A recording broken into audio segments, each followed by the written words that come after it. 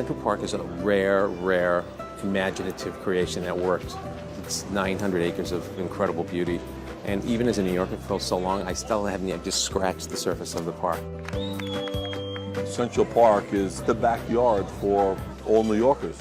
It's such a contrast to New York City, and I love that it's in the center of the city. It's just such a great complement to the urban jungle that we have. I love being in Central Park and looking up and feeling like I am so far out of the city, and yet I can see the skyscrapers all around me.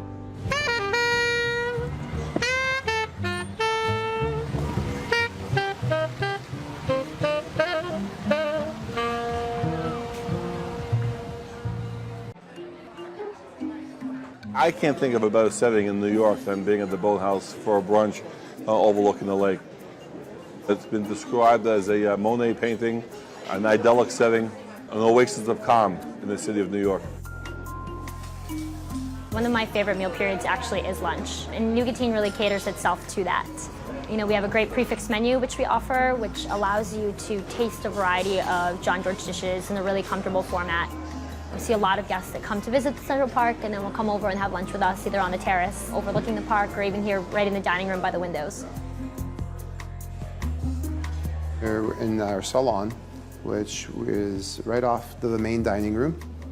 It's an area where guests can come in without a reservation and just enjoy a one-plate meal or more. And it's really an a la carte menu where you don't have to commit to a full tasting menu.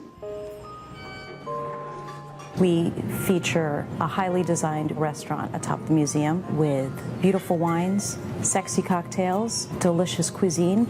Oh, and a view, a fantastic view looking over Columbus Circle, up Broadway, and over Central Park.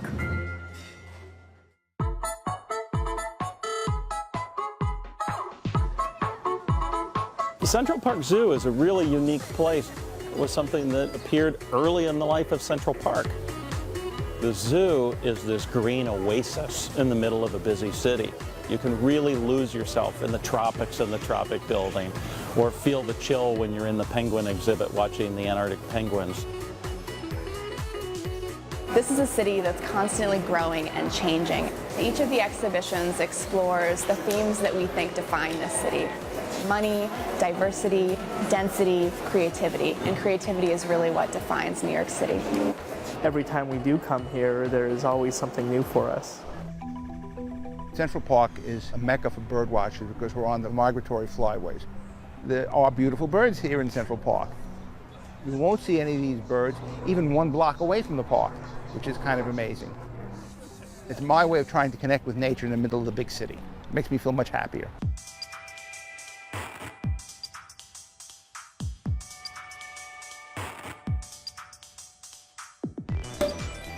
There's 2 United Nations. One is the Plaza and one is the United Nations on 44th Street. Everybody's here. All walks of life come here. People come and visit from Kansas, people from Japan. It's just a beautiful place to sit and have a fantastic cocktail. There's a sense of space and a sense of grandeur. And I think that, for me, is why it just attracts people. How y'all doing tonight? Everybody all right?